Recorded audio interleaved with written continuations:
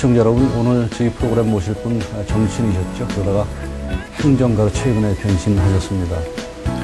사실 오늘 이분을 뵙고 인터뷰가 이렇게 뭐 정치나 무슨 행정 이런 얘기보다는 이분이 살아온 삶의 역정 또 이분의 개인적인 그런 얘기를 사실 나누고 싶은 그런 분입니다. 이분 10년 전만 해도 사실은 저와 같은 기자 출신이셨는데 어느 날 갑자기 대한민국 유수방송사의 사장이 되시더라고요. 그러더니 또 국회의원이 되셨고 자고 일어났더니 이번에는 도백이 되셨어요. 아주 그 자체가 굉장히 드라마틱하기도 하고 여러분 궁금하시죠? 누구신지? 바로 최문순 강원도지사십니다. 얼마 전에 참 드라마틱한 그런 선거에서 승리를 거두셔가지고 한창 지금 바쁘실 텐데 이 시간을 내주셨어요. 오늘 강원도 도정에 대한 얘기 그리고 또 최문순이라는 사람이 어떤 사람인가 우리 그런 걸 한번 지켜보는 시간을 시청자 여러분께 마련해 보겠습니다. 최 지사님 여러분께 소개해 드리겠습니다. Going back to the corner where I first saw you. Gonna camp in my sleeping bag. I'm not gonna move.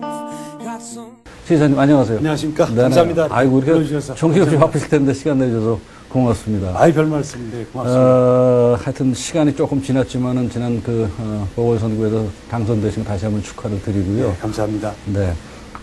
정말 뭐 아까도 제가 오프닝에서 말씀드렸지만 한편 드라마 같았어요. 사실은 그렇습니다. 상대 그 엄기영 후보가 누굽니까? 대통령 못지않은 사실 인지도를 갖고 계신 분인데. 네, 그렇죠. 네. 누구도 사실 예상하지 못한 결과가 돼서 어떻게 보면은 그 최 지사님의 인생을 이렇게 드라마를 정말 보는 것 같다는 느낌을 제가 지울 수가 없었는데. 네. 이렇게 뵙기에 참 순박한 이미지인데 토론을 굉장히 잘하시더라고요.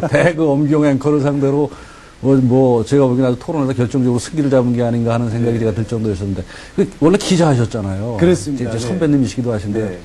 그 기자를 하시고 또 이렇게 정치인으로 이렇게 바뀌고 하는 그런 과정에서 아마 토론의 내공이 좀 쌓이셨겠죠. 토론에 뭐 같이 기자 출신이니까 네. 이제 기자들이 이제 어떤 사안의 본질과 핵심을 파고 들어가는 이제 훈련을 평생 하는 거 아니겠습니까? 그런 게 아마 좀 이번 토론하는데 좀 득이 되지 않았나 그런 생각을 하고 있습니다. 지사님 아무래도 우리가 강원도 하면 아무래도 조금 보수적 이미지였었죠. 그렇습니다. 이렇게 뭐 사실은 어떻게 보면 참 조용히 있던 그런 도에서 거의 혁명 같은 정도로 우리가 간주하실 정도의 상황이 됐어요. 이번 그런 변화, 4.27 선거 변화가 어떤 그 강원도의 어떤 그런 정치적 성향의 모종의 변화가 온 걸 우리가 그렇게 의미 파악을 해도 될까요? 어떤 의미를 어떻게 보십니까? 저는 이제 강원도민들의 정치적 각성이 일어났다 이렇게 보고 있습니다. 지금 말씀하셨다시피 이제 강원도는 지난 50여 년 동안 계속 이제 여당 일방 독주의 체제 속에 있었습니다. 다른 도가 다 시끄러워도 강원도는 조용했죠. 네네네. 오히려 이제 춘천이나 강릉 같은 지역은 이제 대구 지역에서는 오히려 무소속이 좀 덜어 당선된 적도 있고 그랬었는데 강릉 같은 데 한 번도 그런 적이 없었던 지역이었었죠. 그러니까 군사도시에다가 이제 접경 지역이고 긴장이 늘 높은 지역이었기 때문에 보수 성향이 강할 수밖에 없었는데 이번에 이제 그것이 이제 이광재 지사에 이어서 연이어서 깨졌다고 볼 수가 있겠습니다. 강원도민들의 정치적 각성의 결과라고 보고 있습니다. 이건 뭐 사실은 일반의 여론이기도 하고 제 개인적인 궁금증이기도 한데 저는 사실은 최문순 지사님의 어떤 도덕적 부분에 대해서는 저는 크게 의심하지 않는데 한 가지 과연 저분이 행정을 안 해보셨는데 그 어쨌든 도지사라는 거는 간단한 자리가 아니지 않습니까? 그런 행정 경험이 없으신 것이 아마 일반 유권자들한테 조금 우려되는 점이 없잖아 있었을 거란 말이에요. 그런 그렇습니다. 점을 어떻게 커버를 하시고 지금 도정 파악을 이렇게 이제 한 달 넘으셨는데 잘 지금 진행이 되고 있습니까? 어떠신지. 그렇습니다. 이제 강원도가 이제 넓고 18개 시군으로 나눠져 있어서 지금 이제 업무 보고를 받으러 다니고 있는데 아직까지 다 끝내지를 못했습니다. 이제 그럴 정도로 이제 이렇게 널리 분포가 되어 있는 거죠. 근데 이 행정이라고 하는 것이 크게 어렵질 않습니다. 이제 우리의 삶인 거죠. 바로 뭐 등록금 문제라든가 그다음에 가스비 그다음에 또 우리 이웃에 밥을 굶는 사람은 없는지 어르신들 중에 아파서 아픈데도 병원을 가시는 분이 없는 건지 기업을 하는데 불편하신 점은 없는지 이런 것을 가서 듣고 행정에 반영해서 해결해 주는 아주 단순한 일입니다. 그러니까 현장에 가서 듣고 그것을 어떻게 불편하시지 않도록 이렇게 해결하는 이어서 아주 단순하고 근데 쉬운 참 일인 그 거죠. 단순한 일들을 왜 그렇게 그동안에 말썽들이 많고 그렇게 그 복잡하게 잘 해결이 안 되는지 좀 네, 네. 그런데 자 시청자 여러분 보통 저희 프로그램이 현장에 직접 가가지고 사실 오늘 강원도지사 같으면 춘천에 가서 직접 찍는 것을 원칙으로 했는데 오늘 지사님이 워낙 바쁘셔가지고 서울로 올라오신 김에 저희들이 모셨는데 지금 이 장소가 바로 동계올림픽 유치원에 프레스센터가 있는 그 유치원에 거기입니다. 그래서 마침 시청자 여러분도 궁금해하실 것 같아서 동계올림픽 유치에 관련된 얘기부터 조금 지사님한테 여쭙도록 하겠습니다. 네. 국민들이 아무튼 관심이 무지하게 커요. 그렇죠? 예, 예. 지금 이제 얼마 안 남았죠. 이제 10월 더반에서 6일 입니다. 더반에서 결정이 되나요? 그렇습니다. 그렇죠? 남아프리카 공화국 네. 더반에서 대통령도 가십니까 이번에 어떻게 됐죠? 아마 저는 좀 가주시면 어떤가 하는 그런 네네. 기대를 갖고 있습니다. 아무래도 그렇게 되면 뭐 여러 가지 도움이 되겠죠. 네, 네. 지난번에 스위스 로잔에서 네. 저 한 달 전인가 2달 전에 있었죠. 그때 그렇습니다. 네. 지사님 갔다 오셨죠? 예, 갔다 왔습니다. 네. 이번에 유치 가능성 결과적으로 어떻게 보십니까? 결론부터 말씀드리면. 저는 이제 반반이라고 보고 있습니다. 네, 네, 이제 이게 너무 이제 미넨이 마지막까지 굉장히 요새 치열한 활동을 최대 라이벌이 미넨이군요. 미넨입니다. 네, 하고 있고 또 프랑스 안시도 또 뭐 복병일 수 있기 때문에 저희들은 어떤 마지막 순간까지 최선을 다해야 한다고 생각하고 있습니다. 그러니까 안심할 수도 없고 그렇다고 너무 패배주의에 젖을 필요도 없다. 그러니까 저는 현장에서 결정될 걸로 보고 있습니다. 현장 분위기가 그때까지 결정하지 못하고 오는 부동표가 상당히 있을 수 있고 현장의 분위기에 따라서 최종적인 승부가 날 걸로 보고 있습니다. 정부 지원이나 이런 건 정말 잘 되고 있나요? 또 지난 두 번과는 달리 지난 두 번도 뭐 정부에서 열심히 나서서 해주긴 했으나 이번엔 세 번째 도전이기 때문에 이게 만약에 지게 되면 국가의 위신까지 문제가 된다고 생각을 하고 있는 게 정부 생각인 것 같습니다. 그런 점에서 정부도 굉장히 적극적으로 나서고 있다는 판단을 갖고 있습니다. 뭐 이명박 정부가 G20도 그렇고 그 대외 행사 쪽은 열심히 하니까는 네, 아마 네. 지원을 잘 해줄 겁니다. 네. 우리가 혹시 개인적으로 유치에 좀 부족한 부분이 혹시 있다는 것이 뭐 느끼신다면 뭐 어떤 부분일까요? 없나요? 괜찮나요? 어떤 실력의 부족함은 없는 것 같습니다. 지난번 이제 실사 결과도 우리가 시설이라든가 운영 능력이라든가 이런 게 최고 점수를 받았습니다. 그런데 이게 이제 그런 능력과 시설 같은 걸로 판단되는 것이 아니라 최종적으로 정치적으로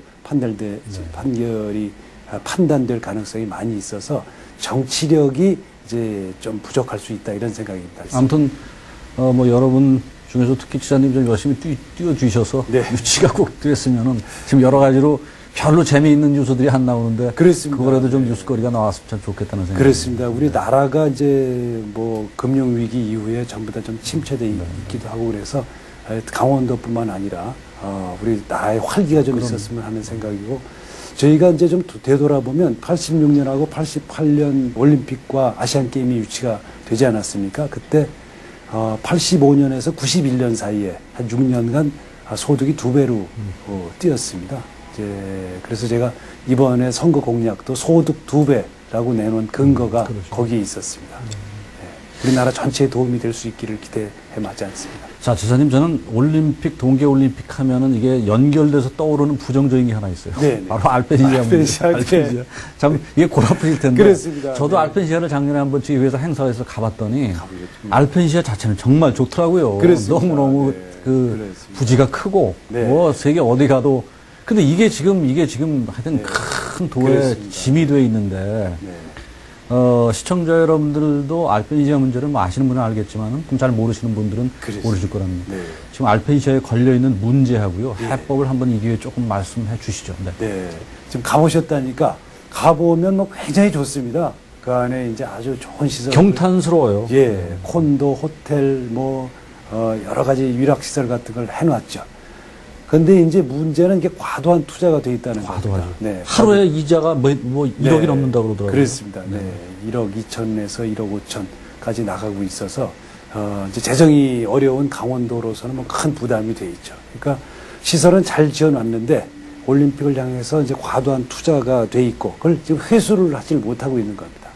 아직 오는 사람 숫자도 적고 또 무엇보다도 제일 큰 문제는 거기 이제 빌라들을 지어놨는데 빌라의 한 채 가격이 한 3, 40억쯤 됩니다. 한 200채가 넘게 되는데 그걸 이제 분양이 되질 않고 있습니다. 그래서 이걸 분양을 해야 되는 문제가 있는 걸로 저희들은 생각을 하고 있습니다. 우선 이제 올림픽이 유치가 되면 이걸 좀 해결하기가 쉬울 것 같은데. 아무래도 네, 아무래도 좀 여건이 유리할 것 같은데 올림픽이 유치가 되지 않으면 굉장히 좀 어려움을 겪을 것 같습니다. 올림픽이 유치가 되지 않으면 어떻게 보면 좀 최악의 상황으로 갈 수도 있는데 그런 거에 대한 뭐 솔루션이 참 있을지 모르겠어요. 그래서 저희들이 지금 이제 이걸 제가 이제 외판 사원으로 지금 판매를 하러 다니고 있는데 지금 몇 가지 문제가 우선 첫 번째 신뢰의 문제가 있는 것 같습니다. 지금 말씀하신 대로 이제 알펜시아가 그동안 여러 언론에도 이제 문제가 됐듯이 그 이제 분양률이 얼마고 그게 어떻게 만들어졌고 그다음에 앞으로 어떻게 될 것인가 이런 것에 대해서 그것을 사려고 하는 사람들이 이제 선명하고 투명하게 알지 못한다는 문제가 하나 있어서 뭔가 좀 석연치 않다 이런 관점들이 많이 있어서 저희들이 이제 곧 머지않아 이 부분에 대해서 모든 것을 정보를 투명하게 공개할 생각을 가지고 있습니다. 이제 신뢰를 회복하고 시장에서 신뢰를 회복해서 그것에 덧붙여서 여러 가지 이제 알펜시아의 가치를 높이는 투자들을 해서 제값을 가능하면 제값에 가까이 팔 생각을 가지고 있습니다. 네. 자, 얼마 전에 지사님 지금 아주 뭡니까? 중앙정부도 그렇고 일반인들도 가장 시끄러운 문제가 대학 등록금 문제죠. 반값 등록금 문제인데. 그럴 때, 지사님이 때맞춰 강원 도립대를 등록금 없는 대학으로 만들겠다고 발표를 하셔가지고 놀랐어요.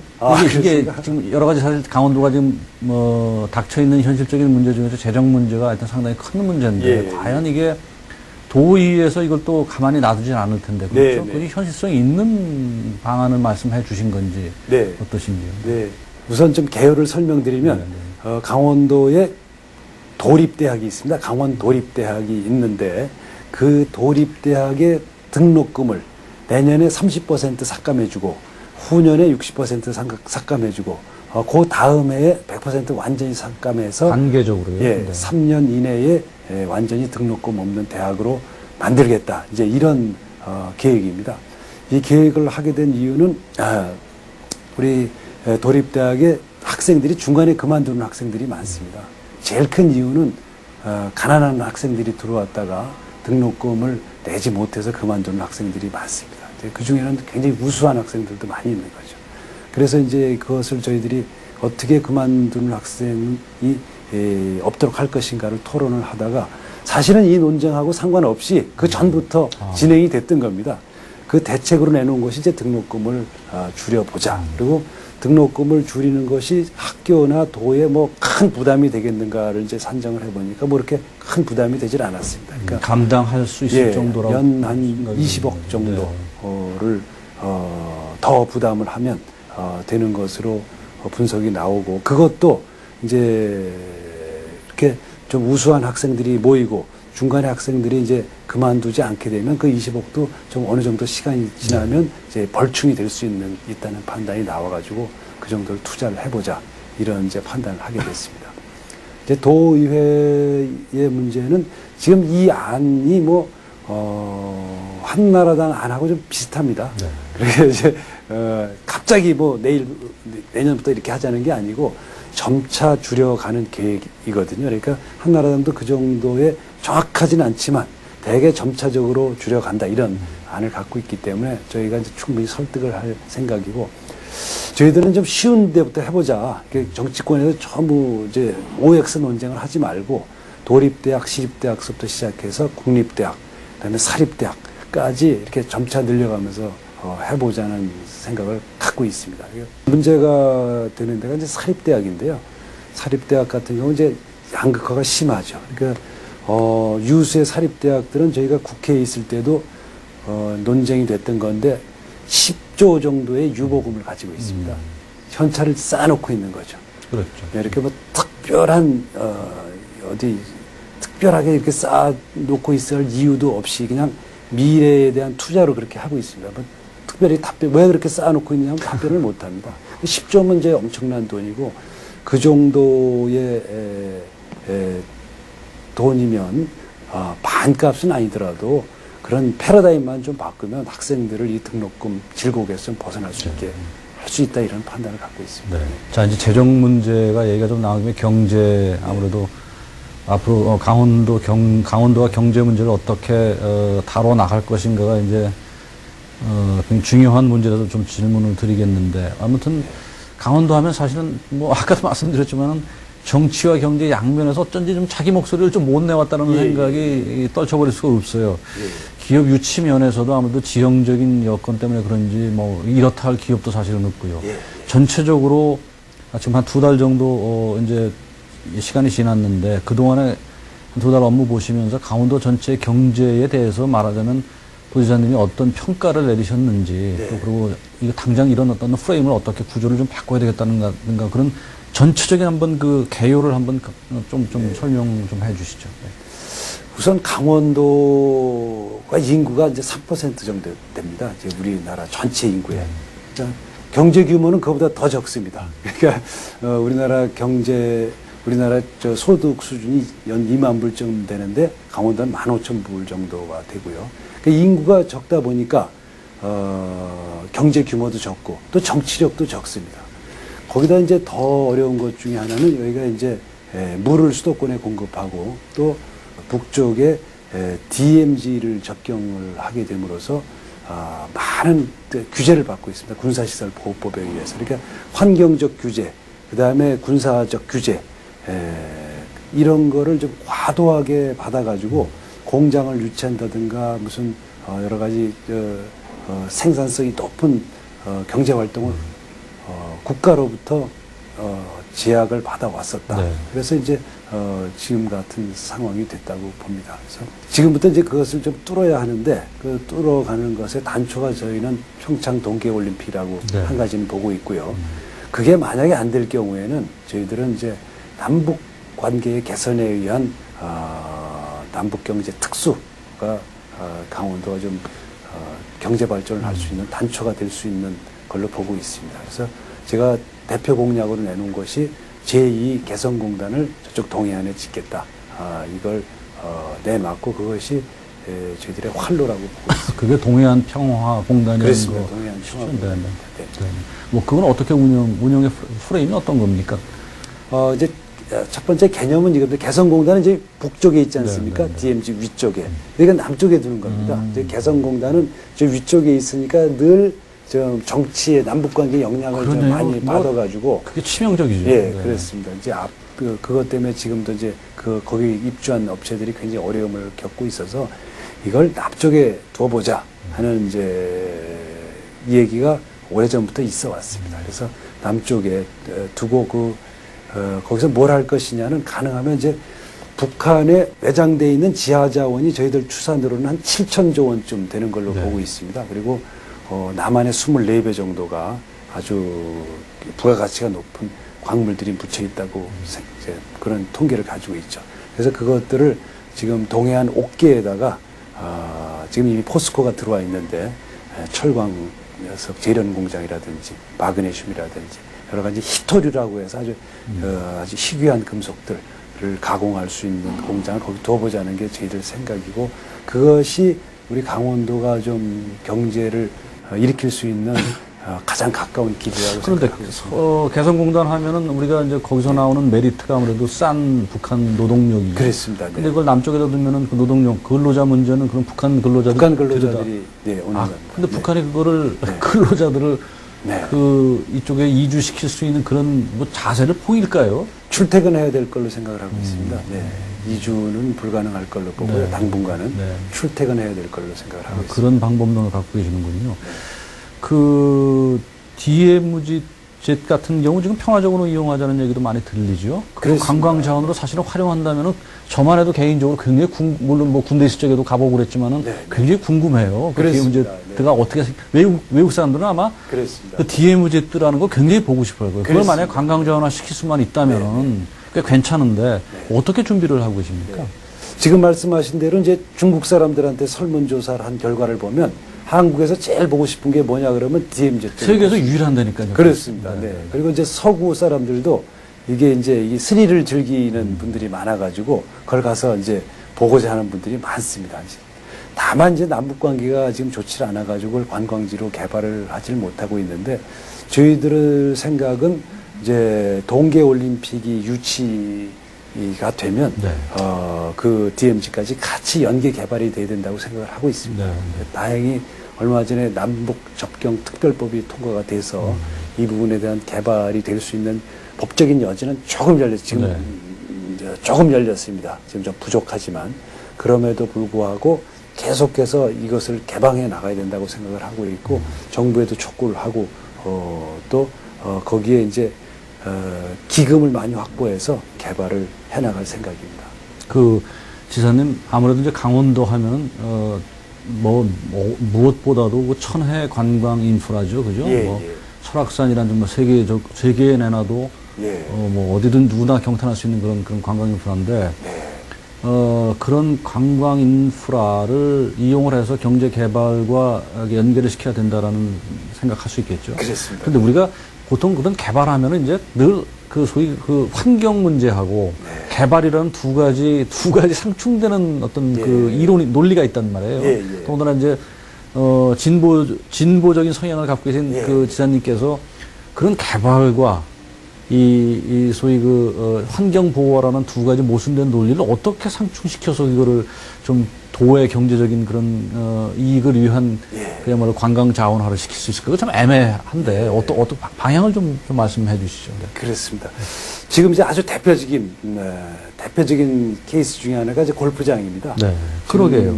골프장 문제로 가지고 강원도에서 이제 사업자와 주민들 간에 이제 분규가 진행되고 있는 곳이 한 6건 정도가 있습니다. 굉장히 뭐 아주 심각한 분규가 진행 중이어서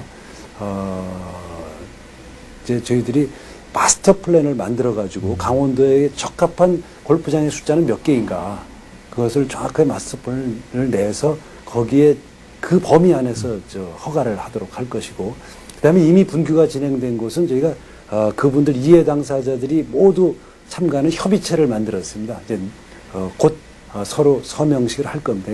사업자, 그다음에 주민 등등 전부 이해 관계자들이 이제 모두 참가하는 이런 협의체를 만들어서 그 안에서 협의회에서 결정한다. 그러니까 지금 말씀하신 개발과 환경 보전이 동시에 서로 합의에 의해서 진행되도록 그렇게 좀 진행을 시킬 예정입니다. 근데 이게 이제 골프장뿐만 아니라 설악산의 오색 로프웨이라고 해가지고 이제 그 케이블카를 까는 문제 이런 것들이 곳곳에서 지금 벌어지고 있습니다. 그걸 전부 다 협의체 방식으로 해서 서로 간에 윈윈하거나 또는 서로 간에 조금씩 양보하는 방식으로 해결해 나갈 생각입니다. 그리고 그것과 더불어서 이제 우리가 생태 올림픽이라고 하는 뭐 유엔에서 진행되는 여러 가지 총회니 이런 것들을 우리가 유치를 해가지고 그런 것들 자체가 사업이 될 수 있는 보호, 그러니까 생명을 보호하고 생태를 보호하는 것 자체가 돈벌이가 될 수 있는 그런 사업들을 많이 지금 진행시킬 생각을 가지고 있습니다. 경제 발전 시키려면은 개발을 해야죠. 그런데 저는 개인적으로 정말 어려서 이렇게 강원도를 가보면은 너무너무 좋았던 기억들이 이제 어른이 돼서 30년, 한 40년 만에 가보니까는 옛날에 봤던 그런 것과는 너무 바뀌어진 모습. 그래서 그런 것을 잃어버린 것 같은 게 너무 안 좋더라고요. 그래서 국가가 정말 이건 이렇게 하면 안 되는데 하는 생각도 들었고 또 이게 외국 여행하다 보면은 자연을 개발을 하더라도 최소한으로 서는 안 되는 어떤 그런 기술적인 면에서도 좀 그런 근사한 어떤 좀 그런 게 있어야 되는데 너무 많이 자연을 훼손시키면은 그럼 이게 누구를 위한 그 개발인가 하는 생각도 들었어요. 그래서 지사님이 하여튼 강원도 그 지사 행정을 이끄실 적에는 개발을 하실 때 정말 최소한으로 그 자연에 대한 어떤 환경 보전을 최대한으로 하고 그다음에 개발을 하는 그런 것이 좀 됐으면 좋겠어요. 꼭 그렇게 좀 됐으면 좋겠습니다. 그런데 여당이 아니고 야당 출신 지금 도지사시라 가지고 아무래도 중앙정부한테 가서 손도 좀 내밀고 그럴 때가 있을 텐데. 그렇습니다. 어떨까요? 괜찮을까요? 그렇게 좀 불편하지만 그렇게 하고 있습니다. 이제 왜냐하면 제가 이 자리에 오게 된 것은 강원도민들을 위해서 온 것이지 저의 권력을 행사하거나 그러기 위해서 온 거는 아니라고 봅니다. 룰라 브라질 대통령이 자기가 지키고자 하는 이제 빈민 서민들을 위해서 딴 데 가서 무릎도 꿇고 네. 이제 이렇게 하기도 하는 그런 이제 정치 행위가 전 맞다고 생각을 하고 있습니다. 네. 때로는 이제 제가 원하는 것은 강원도민들이 어떻게 해서든지 좀 잘 살게 하는 것이기 때문에 저의 뭐 정치적 신념이나 소신 같은 것은 때에 따라서는 버릴 수도 있다고 생각을 하고 있습니다. 국회의원 때하고 행정가는 분명히 다르죠. 그리고 네, 이제는 그렇습니다. 정말 뭐 그야말로 도백이라는 게 뭐 도민들의 그야말로 모습인데 네, 네. 그 비즈니스 라이크하게 그야말로 네. 비즈니스를 한다는 생각으로 가셔가지고 네. 뭐 절박할 때는 아닌 게 정부한테가 정말 간곡한 부탁도 해야 될 거고 아마 그런 네. 게 아마 달라야 될 겁니다. 네, 그런 일이 많이 있겠죠. 그 지사님 그 지금 삼척 원전 지난번에 하여튼 일본의 그 지진 때문에 일어난 방사능 문제가 네. 원전하면 이제 그냥 조건 반사적으로 그냥 소름 끼치는 게 돼버렸어요. 예, 예, 그렇습니다. 자, 삼척 원전 유치 문제는 지금 어떻게 되는 겁니까? 지금 본래는 이제 이달 말까지 유치 결정이 되도록 돼 있었습니다. 네. 그런데 이제 일본에서 발생한 문제 때문에 원전의 안전성 문제에 대해서 좀 재검토를 해야 되겠다고 해서 연기가 된 상태입니다. 근데 각 당에 따라서 입장이 좀 다르긴 합니다. 이제 민주당 같은 경우는 원자력 산업 자체에 관해서 자체를 재검토해봐야 된다. 이런 입장을 갖고 있고요.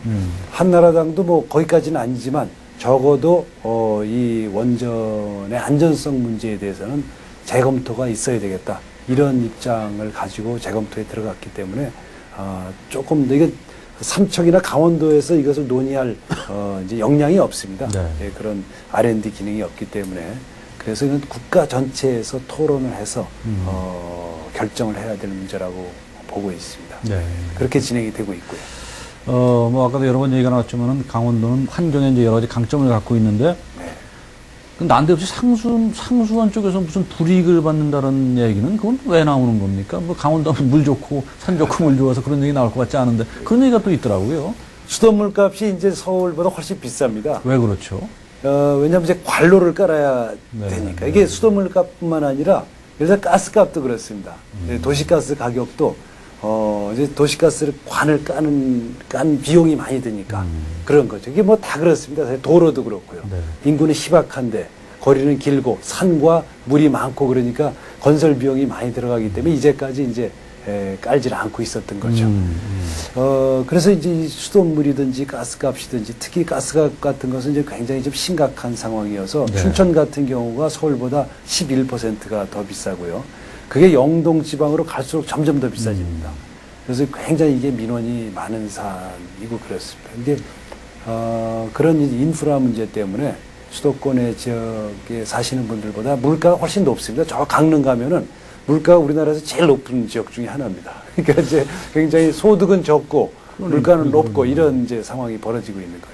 그러게요. 아무래도 이제 강원도가 아무래도 그 어떤 그 구조상 1차 산업들이 많죠. 그렇습니다. 아직도 농업이 뭐 굉장히 많이 동해안 쪽도 지금 뭐 어민들이 난리던데 힘들다고.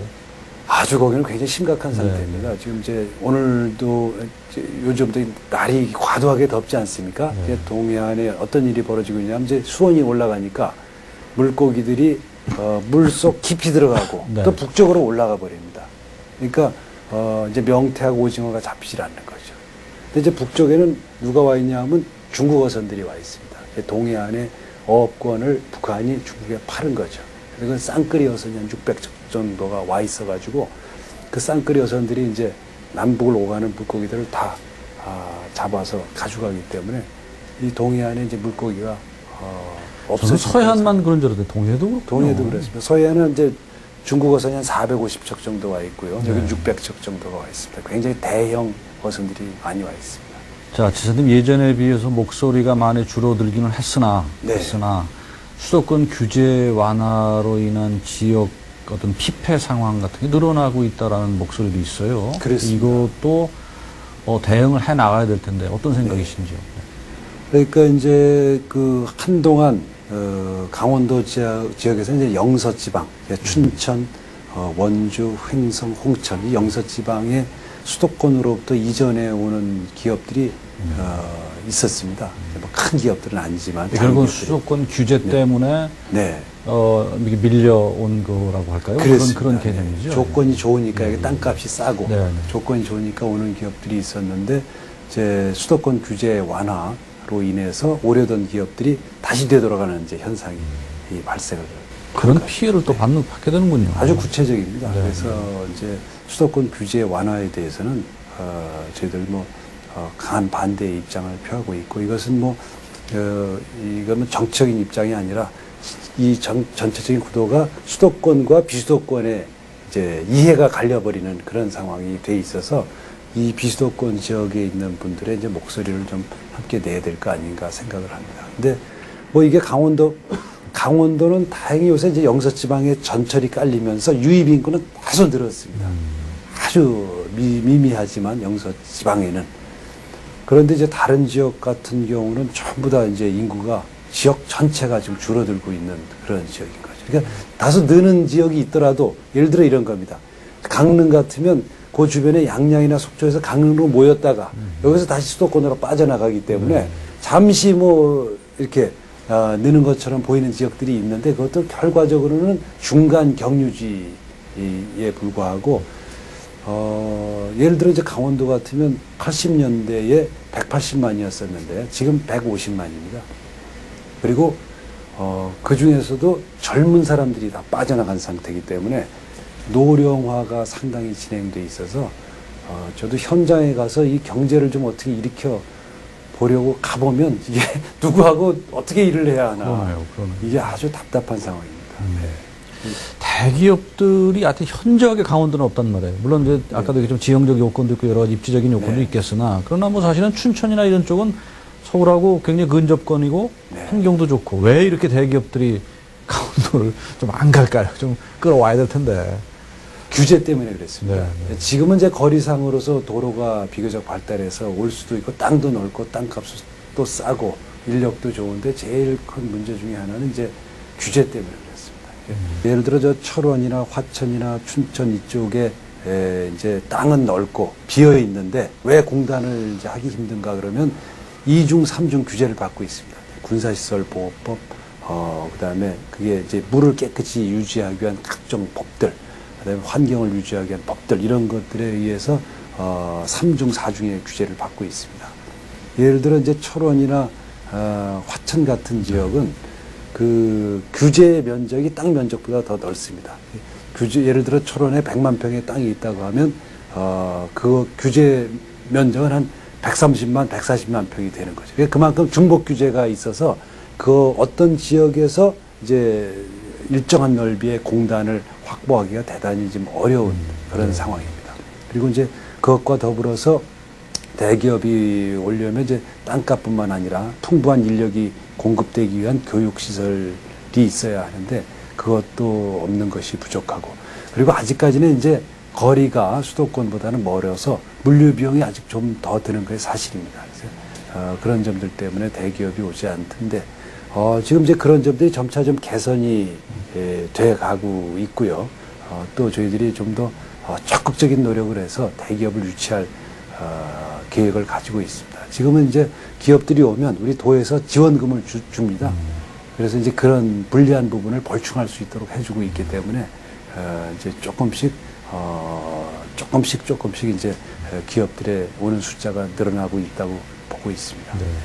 저는 개인적으로 아까도 계속 나온 얘기지만 강원도가 워낙 자연 아주 관광이나 이런 레저나 이런 쪽으로 인프라가 탁월하기 때문에 사실은 개인적으로는 기업 유치하는 걸 별로 저는 개인적으로 별로 좋은 거라고 보지는 않지만, 그러나 경제를 생각하면 대기업이 들어와 줘야죠. 그렇죠. 특히 영동 쪽은 그렇다고 치더라도 영서 쪽은 서울하고 인접거리도 그렇고 그렇게 크게 그 기업 유치 인프라 자연 조건이 나쁠 것도 사실은 없고, 춘천 같은 쪽은 너무 좋잖아요. 그죠? 영상 춘천 쪽의 그 애니메이션 같은 건 지금 옛날 한창 춘천이 애니메이션 산업화의 어떤 거점을 이렇게 하다가 요즘 어떻게 됐습니까? 그 부분은 그게 이제 크게 활성화되어 있지가 못한 상황인 것 예, 같습니다. 이제 애니메이션을 이제 투자를 이렇게 하다가 요즘에는 아주 작은 규모로 가서 확인해 보니까 남아 있어서 그런 부분에 대해서도 좀 사실은 좀 지속적으로 계속 투자를 했었으면 하는 생각을 갖고 있습니다. 그래서 지금이라도 그걸 좀 더 어떻게 다시 살려볼 수는 없는지 하는 생각을 갖고 있습니다. 그러니까 그런 게 잘 되면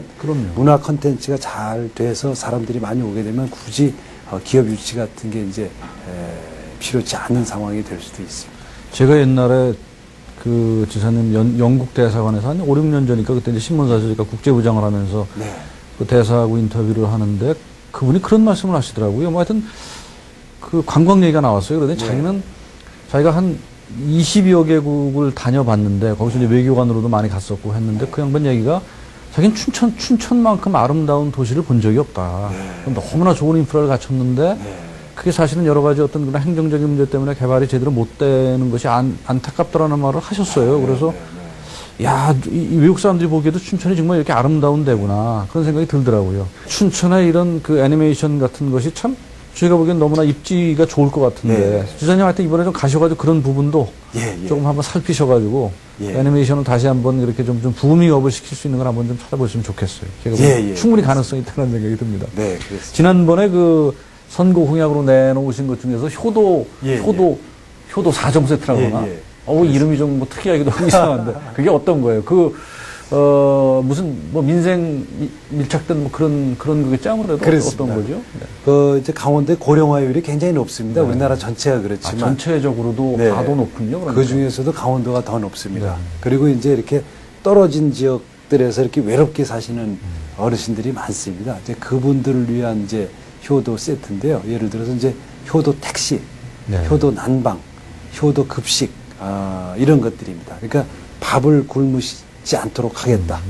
그 다음에 효도 난방은 경로당에 가면 이분들이 4월 달 때까지 난방이 되질 않는 데서 지금 경로당에 가보시면 이렇게 담요를 깔고 앉아 계십니다. 이게 난방비가 없어서 찬데 앉아 계신 거죠. 그래서 그 난방비를 지급하겠다.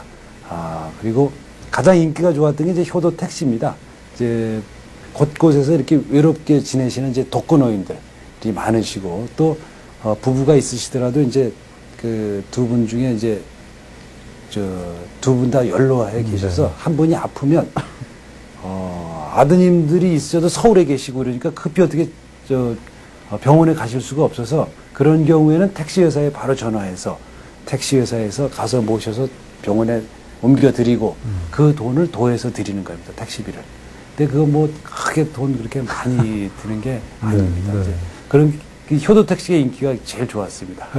그리고 이제 효도 틀니 이 네 가지를 가지고 이제 효도 4종 세트로 내놨었습니다.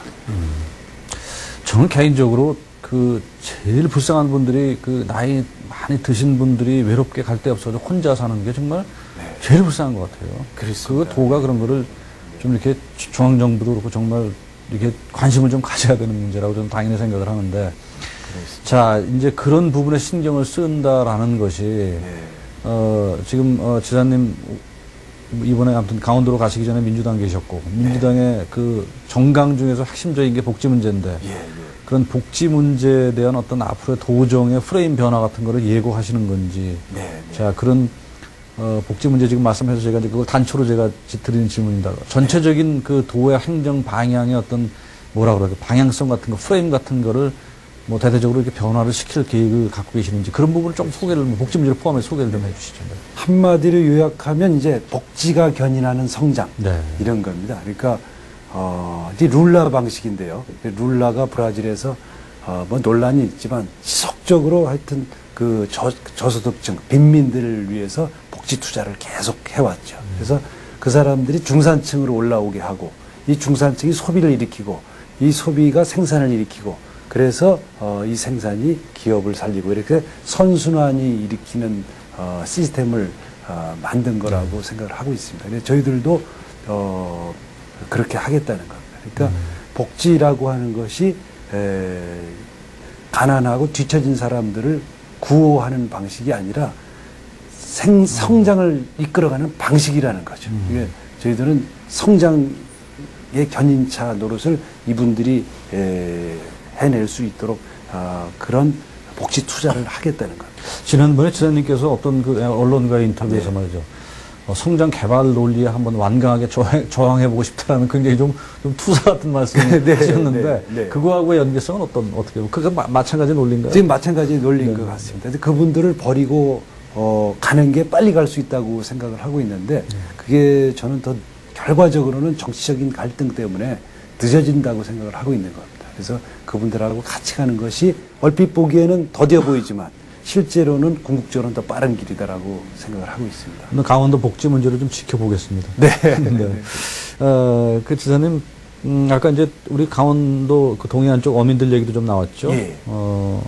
결국 이제 그 어민들이 어려움을 겪는 많은 부분 중에 하나가 남북 문제, 남북 그렇습니다. 경색에 따른 문제, 부작용일 수가 있는데 이건 뭐 도에 관련된 문제이기도 하고 또 중앙정부에 관련된 문제이기도 하고 전체적으로 남북 문제를 어떻게 지사님 보세요? 네. 저는 남북 문제는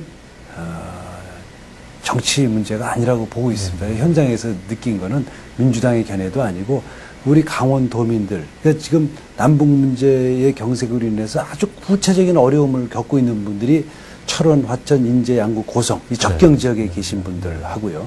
그 다음에 이 동해안에 계신 분들입니다. 아주 이건 뭐 삶의 문제고 생활의 문제입니다. 그러니까 저는 이것을 정치하고 경제를 명확히 구분을 해야 된다 이런 생각을 갖고 있습니다.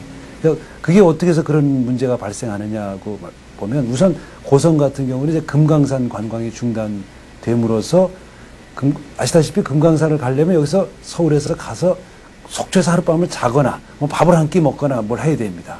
근데 그게 이제 중단되니까 그 고성 지역에 있던 이제 건어물상, 그다음에 콘도 이런 것들이 전부 폐허가 됐습니다. 그래서 지금 54만 명의 관광객이 예정돼 있던 게 못 간 거고. 정말 그럼 뭐 당장 밥줄이 끊긴 거네요. 밥줄이 다 끊겼습니다. 그래가지고 이제 경제적인 손해는 1,000억. 그다음에 우리 도로서는 81억 원의 세금을 걷어들여야 되는데 못 걷어들이고, 이제 그것보다도 더 중요한 거는 가정이 다 해체되고 있습니다. 먹고 살 게 없으니까 가장들이 떠나는 거죠. 그러다 보니까 이제 고아들이 발생을 했고요. 그다음에 이혼 가정이 생겼고, 또 엄마 아빠가 다 떠나니까 할머니하고 같이 사는 애들이 조선 가정이 생겼고, 이런 아주 가정이 해체되고 있는 문제가 지금 있습니다. 그리고 이제 이 접경 지역 철원, 하천, 인제, 양구, 고성은 여기는 군인들의 외출 해방, 그다음에 면회 오는 부모님들의 경제 활동이 이쪽을 지탱하는 굉장히 큰 그렇죠. 공급이 됩니다. 경제 활동이 아주 요건이 되는데 그게 한 1년 정도 끊겨 있어가지고 거기도 굉장히 힘든 그런 상황입니다.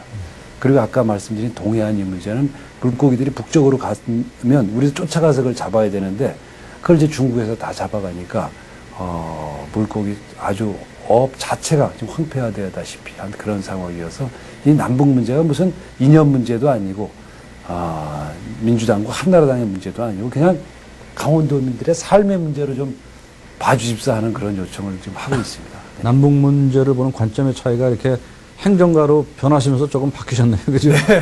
아무래도 이제 개개인의 우리 국민들의 삶의 질적으로 그런 쪽 차원으로 생각할 수밖에 없겠죠. 관사 개방하셨다면서요?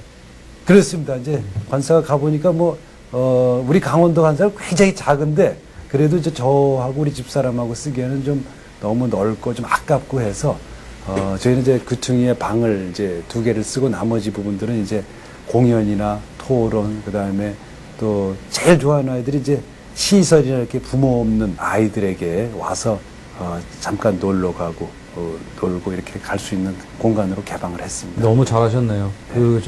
제일 한심하게 아무튼 지자체 장으로 가가지고 뭐 관사는 아니지만 청사를 그냥 아방궁처럼 짓고 그렇습니다. 뭐 해서 그러고 나서 그 뒤에 퇴임하고 나서 욕 먹고 그 징역 가고 그 왜 그러는지는 참 이해할 수 없어요.